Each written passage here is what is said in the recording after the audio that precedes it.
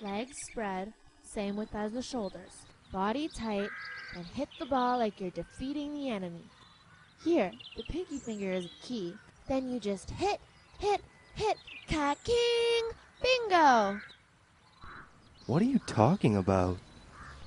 He who conquers the left side conquers the world, Chief. Setting the parameters. That's really the hard part. You talking about a video game? Otaku, what are you doing? Watching this shitty fucking show.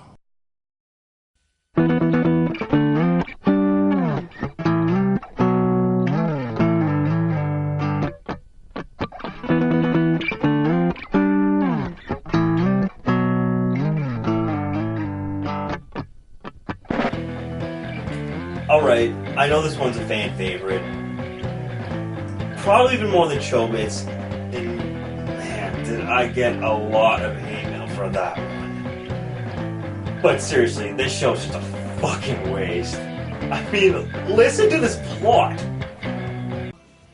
Some introverted little kid is stalked by a quasi-cute dolly painting who continuously hits him in the face with a guitar to make giant robots sprout from his forehead and cause carnage and mayhem across the city.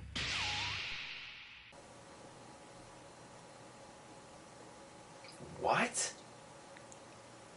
Okay, if there's anything that socially inept preteen girls in the last season of Family Guy have shown us, it's that being random does not necessarily mean being funny.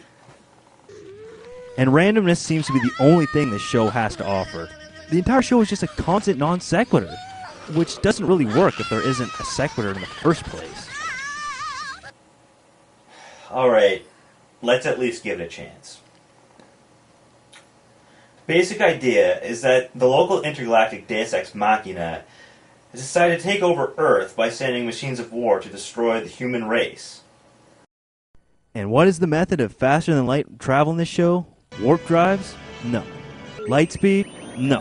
Stargates? Wrong again. It's the human brain. Yes, apparently it's people's heads that serve as the main method of interplanetary travel in this show.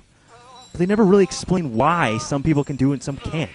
Or why hitting them in the fucking skull is what caused it in the first place. I mean, how many kids did Haruko drive around assaulting before she finally found one that would do the job? Like, imagine if people actually tried to beat a new method of transportation out of somebody's face.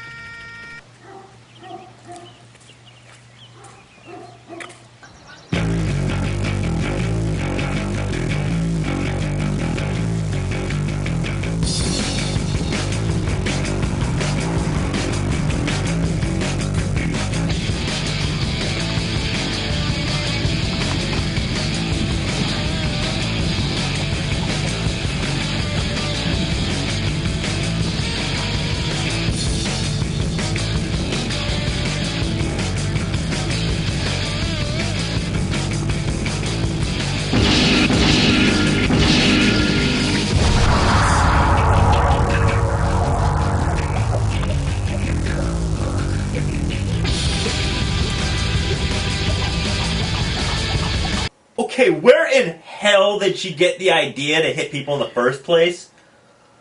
I mean, you'd have to be on crack to dream up a world where you could think you could smash people in the head to open wormholes under their skin.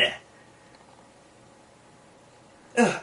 And then the people in said world would have to be fucking bananas to think, oh, if I hit a person in the head enough, a robot will come out. But along with all this robot, space alien, head portal fuckery, there's another subplot that weaves through the entire show. The main character's ordinary life as a school student, the incredibly important and serious problems that it brings, and his attempts to keep his new robot head spawn a secret. Because in Japan, no matter what kind of secrets you have about your personal life, whether it's terrorism, military service, slavery, or lycanthropy, attending class and having conversations with your friends is just that much more important. You know, Naoto's pretty fucking emo for a 12-year-olds. I mean, Christ, do you think he's sad enough? Listen to some of these speeches. Nothing amazing happens here. Everything is ordinary. The huge factory that can be seen from our town, the medical mechanica plant. All the adults got excited when it came here. Like it was really a big thing. That's because people like to have industry and commerce in their town so they don't fucking starve. I mean, The white steam that oh, billows out sorry, every day that at the prolonged same pause time. made me think you were done It looked to me bitching. like smoke that signified some kind of omen.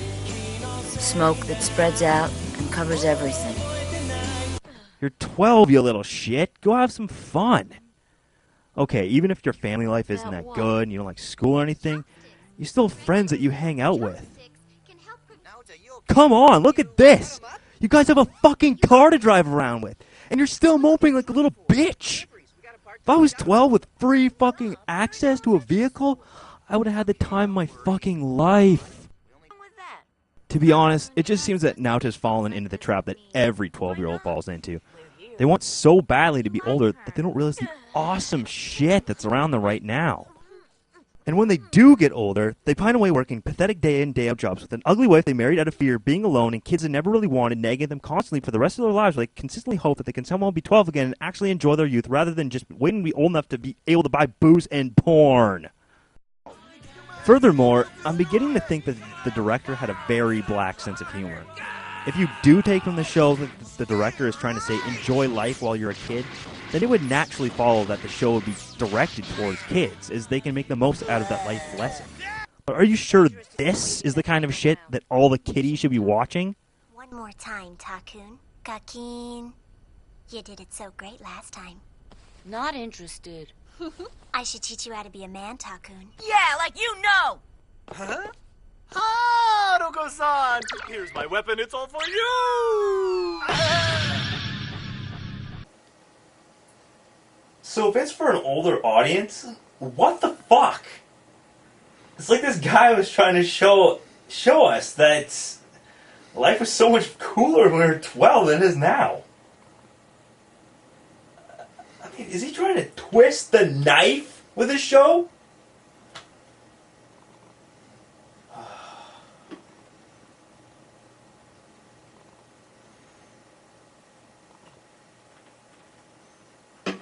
What a cruel fucking joke.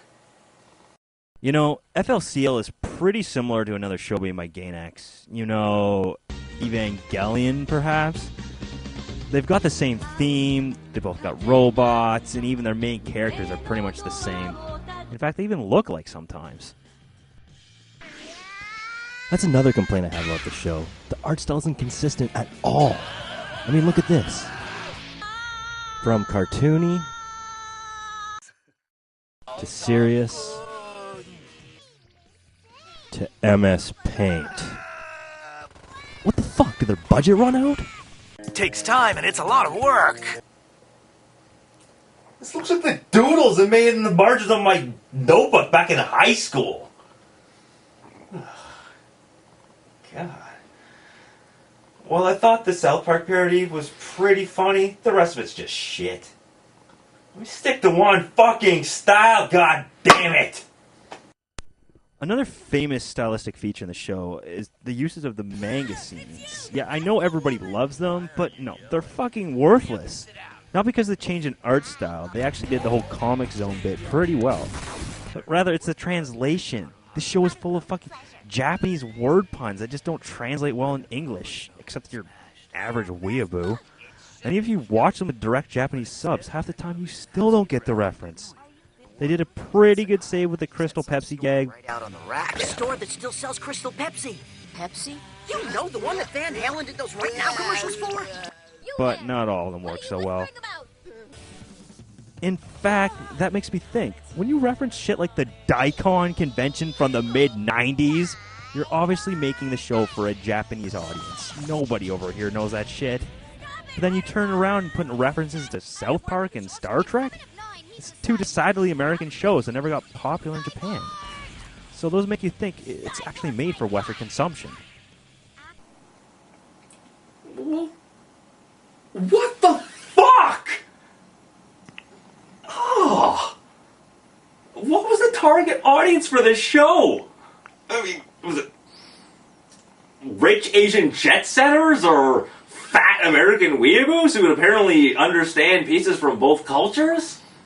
Or is this some huge Gainax peccadillo who just alienates everyone because it's fucking vapid, pathetic, just useless attempts at a human connection? Or is this just the fucking director just jerking off on the screen? Because it's something only he can understand. Your music makes sense to no one but yourself.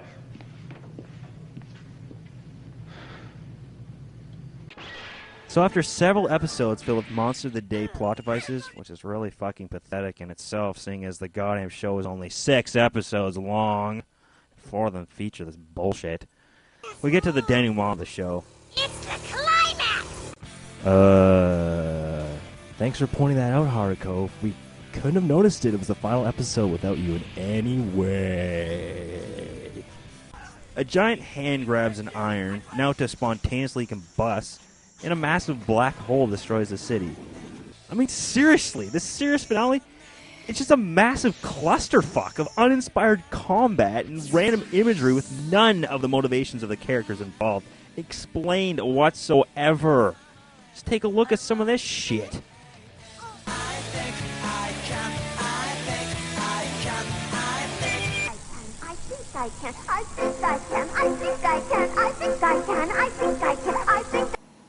This show sucks ass. It's just like a random shit pot of mindfuckery. You know, it's like they grabbed 10 different artists and said, "Oh yeah, here you go. We're just gonna give you a character sketch, and you're just gonna draw, you know, the exact same scenes based on that sketch."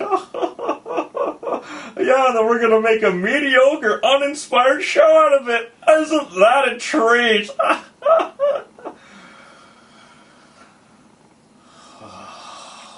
God, and if that wasn't bad enough, the director decides to take this said show and tack on a bogus, overused, pathetically shallow coming-of-age story that apparently is so wonderfully metaphorical and philosophical and it's supposed to make us think, oh yeah, this guy he's so deep, he's so smart. It doesn't work.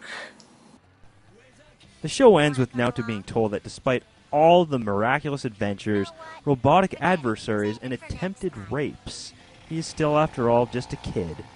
Then some girl chooses a drink for him that he doesn't like, and he decides to drink it while complaining about it to his friends all the while. Wait. What?